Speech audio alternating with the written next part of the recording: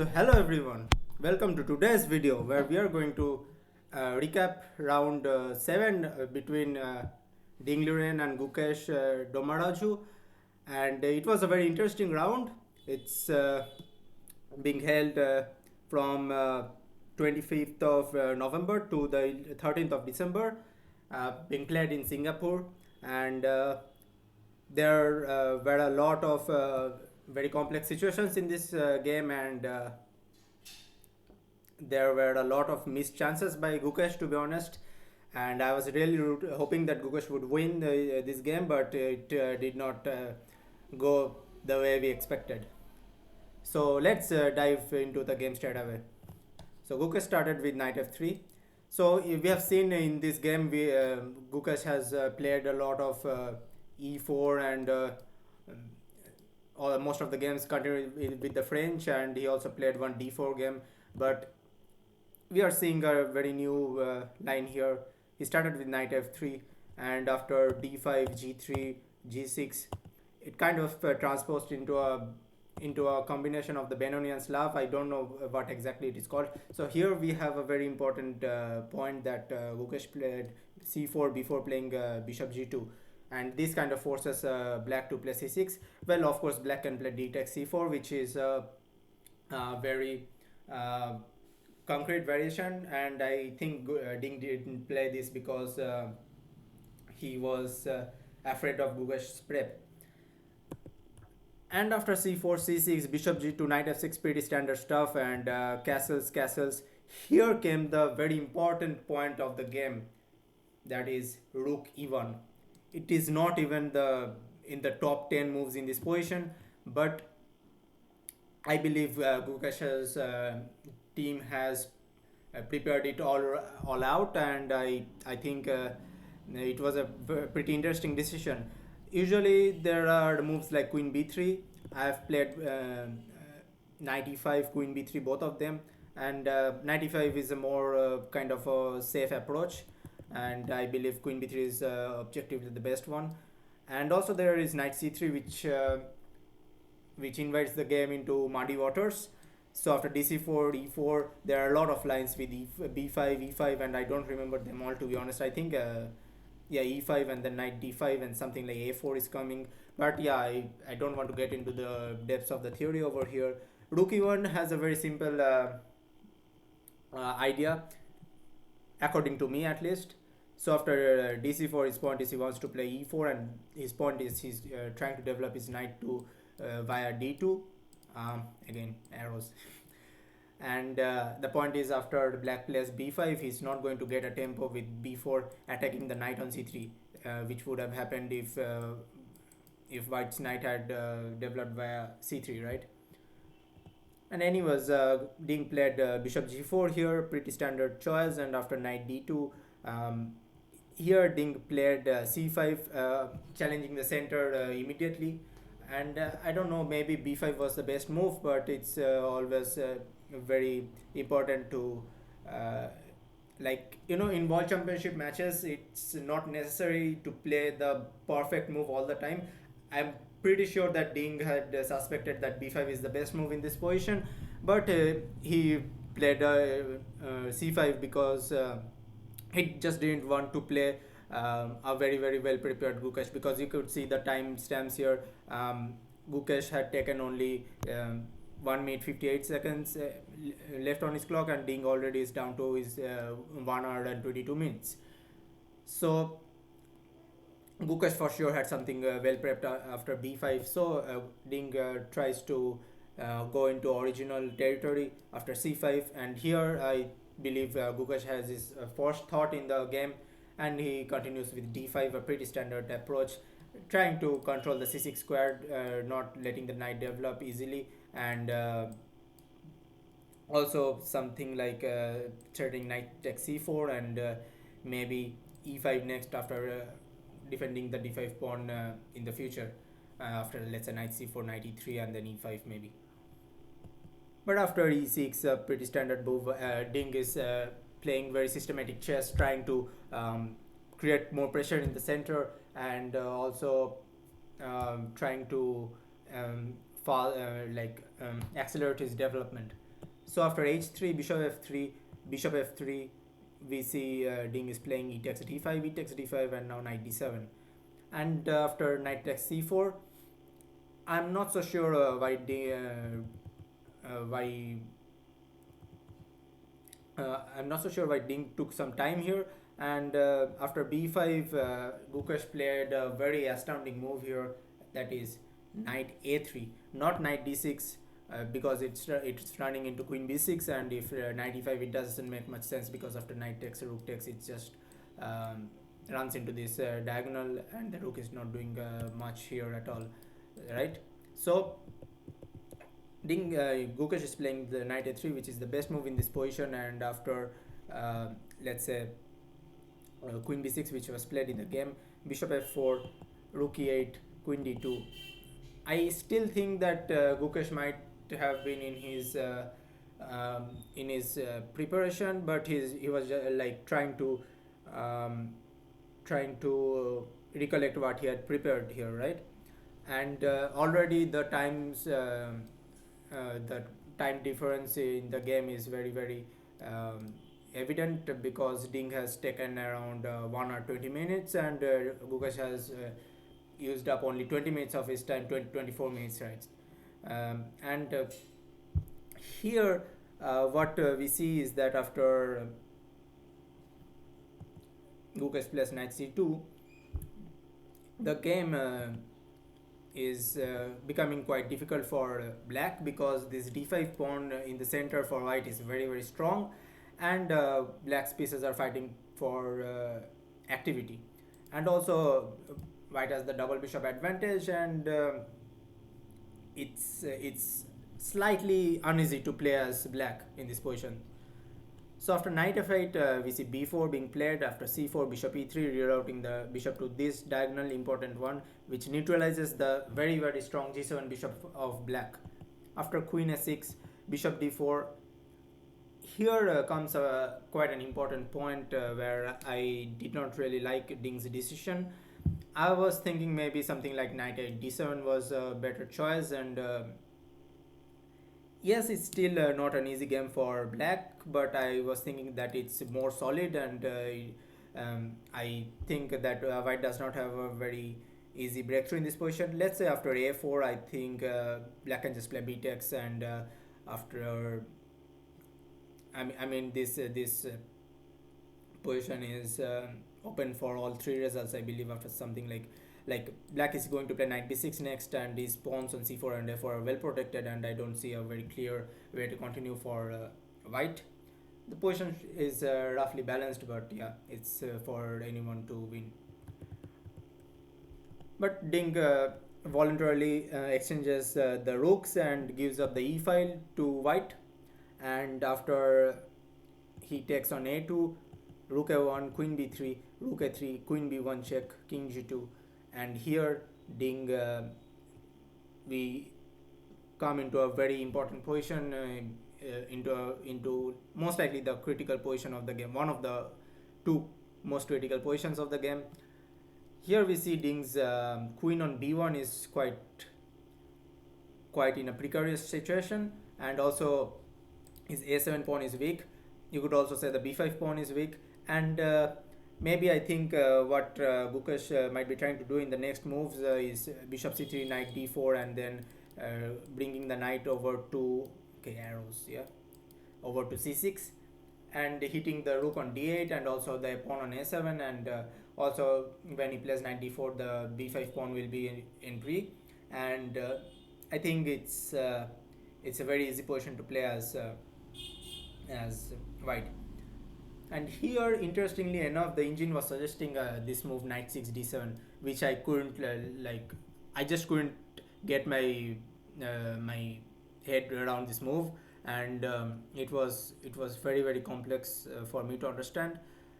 I just suspect that is trying to black is just trying to tell that okay, white's d4 bishop is very active, so he wants to just exchange it off. And after exchanging the bishop, if we look at the resulting position, the d5 pawn is strong for white, but it's also restricting the f3 bishop, the light square bishop of white. and knights in defense are like very good. And next up, white and black is going to play rook e8 and just get control over the e file. And yes, he doesn't have any entry points, but because the knight is on c2. But again, what is the knight doing on c2, right? he it has to come to somewhere like e3 probably. And I feel that this this position is a bit easier to play as white still, and white is going to press. But this was the best continuation for black according to the engine at least. So after queen b1 check, king g2, rook d7 was played. I mean, it's just passively protecting the pawn. I don't know what happens after rook takes. And I believe Ding was apprehending this position, and where he would have played something like knight 8 d7 maybe. And knight 8 d7 or knight 6 d7. I don't know which is the better move here, to be honest. Probably knight 6 d7, yeah. Because after, let's say, knight a3, something like, yeah, knight a3 doesn't work, it seems, because there is queen a1, and after knight takes b5 there is queen a6, attacking both the b5 knight and the a7 bishop. But anyways, Gukesh of course isn't going to give Ding a very easy life here, so he continues with rook f5, attacking the b5 pawn. And after queen b3, rook a3, they repeat the position a bit. And this is a very interesting concept in chess, when you repeat the position twice to gain time on the clock, so that you can think a bit more. And you also get more closer, like 2 moves closer to the time control, because Gukesh is thinking that he has a clearly better position here, and he's the one pushing for a win. So why not just get closer to the time control, and so that he has more time to think over in the next couple of moves. But anyways, after rook a3, rook a5, here of course Gukesh is not going to repeat the position for the third time. And after rook b5, queen d3, queen f4, Ding plays queen takes c2, bishop f6, and here Ding plays a very strong move, I believe, queen f5. I do not know, maybe queen d3 was also working here, I assume. Threatening to play c5, c3, c2, but maybe white can play rook c5, and then stopping c3 of course, and maybe he can play something like rook c8 in the future. And it's white is kind of okay. The c4 pawn is falling in the next move, I believe. It can't be saved unless black is playing bishop f6. But after queen f6, the dark squares in front of white's king, black's king, sorry, are very weak. And I really think that that white is clearly much better in this position at least. But after bishop f6, queen f5, queen f5, gf5, bishop g7, king g7, rook c5, knight g6, we have a position that is in which white is clear pawn up, and also black has this precarious double f pawns on the f file. And black's only hope is to create some fortress on the dark squares, maybe putting his knight on the d6 square, blockading the d5 pawn, and or the b6 square maybe, which attacks the d5 pawn. But after rook d4, knight c6, rook f4, knight e7, king f6, rook d4, h6, king f1. Here I think was a very crucial moment of the game, in which Ding I think missed a very logical move actually. And I was also thinking this position, and even without the engine help I came up with this move, knight c8. It's just so logical, you know, because it just is threatening knight d6 and knight d6 both. Of course we are going to play knight d6 because it is attacking the pawn on b5, and the pawn on b5 is more weak than the pawn on d5, and the rook is guarding the a7 pawn very safely. and white has no clear breakthrough in this position. So I was thinking, after let's say this king g7, king e3, and the pawn is falling, and after let's say knight c8, something like rook f4, I believe there is a knight d6, and after bishop e2, there is rook b7, rook a6, king e5, and I was like, how does white even save this pawn? But after let's say rook c6, there is a small trick, that is if okay, not rook c6, I want to play king g2 first. There is a small trick that if black takes on b5, the h6 pawn is falling, and then white is creating a past h pawn here. Again arrows, yeah, yeah, I did it great now, yeah. And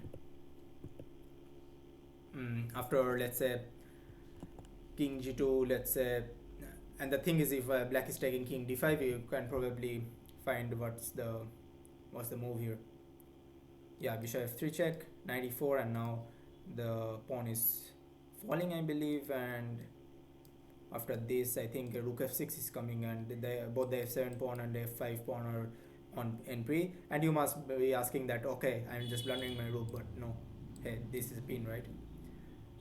And clearly with this clear passers on the g and h file, white is clearly winning here in this position. So after rook s6, king e5, king g2, the move is rook c7, trying to get away from this pin. So black is now threatening to play king into d5. But after rook c6, black can play something like rook e7, and after something like bishop f3, I think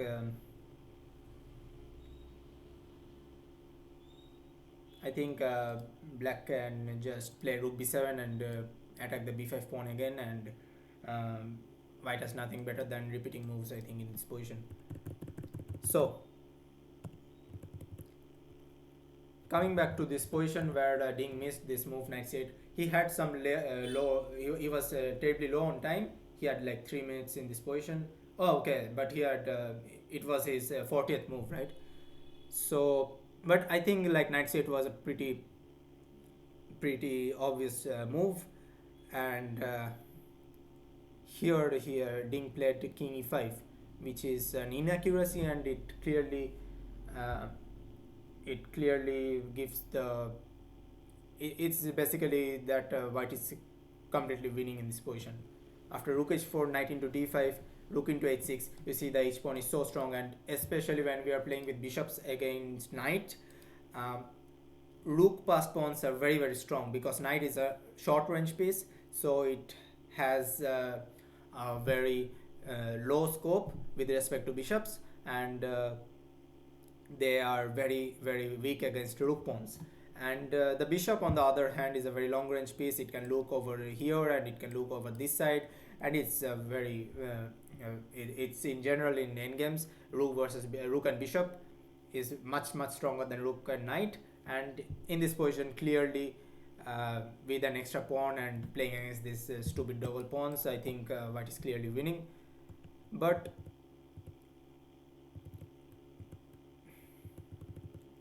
yeah, after king e5, rook h4,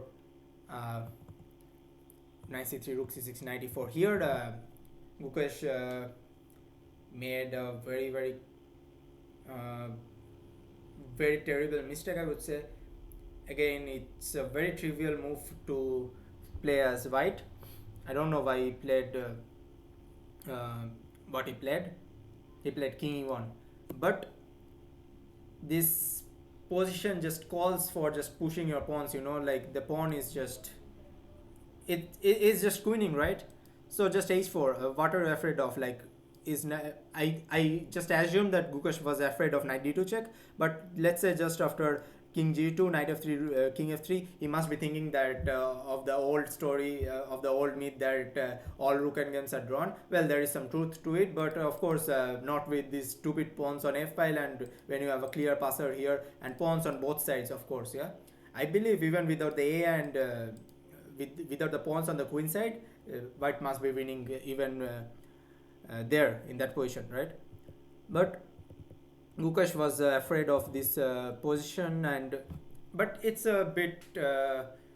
I'm a bit curious what was going through his mind in this position. He played King E1, and even with 26 minutes on his clock, right?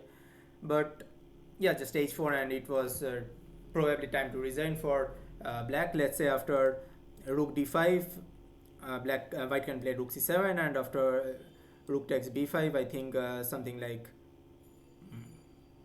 should I take this pawn or that one? Yeah, probably that one. And as I was talking about this position, and this is like clearly winning for White. And yeah, so King E1 was played, and it gave Ding a very great chance to come back in the game. And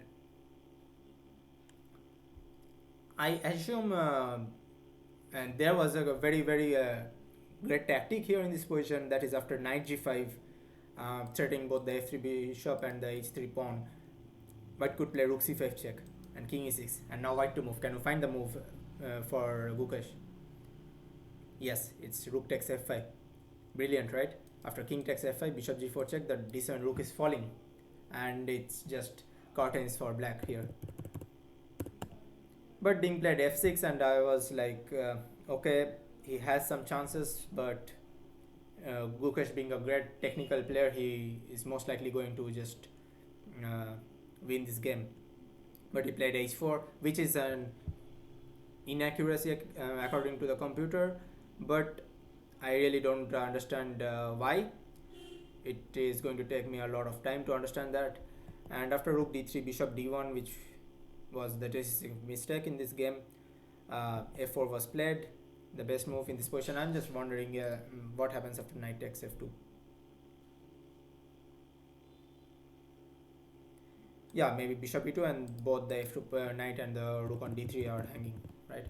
Yeah, so after rook d3, bishop d1, f4, gf4, king f4, white black has enough counterplay, and you see the knight on e4. It's so strong, and let's say if white is going to just head into a rook endgame, yes, this rook endgame is a draw, because this b pawn is falling, and usually even without the pawn on f6, with these two pawns, f and h pawns in rook endgames, it's a draw. It's a theoretical draw, but of course you can expect Ding to know that. So Gukesh of course didn't head into that one. And after rook c4, f5, rook b4, king f3, bishop d1, king g2, rook b3, rook e5, f4, rook e7, rook e3, and yeah, it was a pretty easy draw for Gukesh. But he had some slight chances here. After king f4, f6, knight e5, he could have played on a bit, maybe with f7, and after let's say knight d6, he could have played bishop b3. And the point is, you want to play rook e8 next, and your pawn is protected here. So let's say if black is taking on b5, you could play this one, and after knight f7, bishop f7, you have rook bishop versus rook, which is a theoretical draw, but of course you could have pressed. You can't expect Ding Liren to mess up this position in a world championship match, but of course you could try a bit, right, and try to exhaust Ding's energy maybe. But Gukesh just decided to draw the game immediately, and after this moves, he gave up the f6 pawn, and after rook b6, the rooks got exchanged, and yeah, this is how the game ended basically. So what does it mean for Gukesh right now? I think this is the end of the first half of the World Championship, and 7 more games to go. And I believe Gukesh will be like trying to kill himself tonight, because he just messed up such a easy winning game, I believe, according to his level, of course. I know maybe if I had this position on my board, I would have. Um, I mean, I have the ability to mess up winning positions, and that's why I'm so low rated right now. And I I think Gukesh has to come back in the next games, and I believe this was a great um, piece of preparation by Gukesh, and especially this rookie one line in this position, which is going to get trendy now very soon. And I think yeah, I'm really excited how like Ding's preparation is not so good in this World Championship match, but Gukesh has a lot of new ideas. He's showing us in his games, and is very well prepared and well determined to win the World Championship. But yeah, Ding has his own class, and I think it's going to be very interesting second half of the match. And yeah, I hope you enjoyed the video today and the recap, and I will be back tomorrow with the recap of round 8. And hit the subscribe button and the like button as well if you enjoyed the video. And I know it's a bit long, but yeah, it's that's how it is. That's how it should be done, because this was a very complex game, right? And yeah, i I hope to see you tomorrow, and have a nice day, evening, night, and goodbye. Hare Krishna.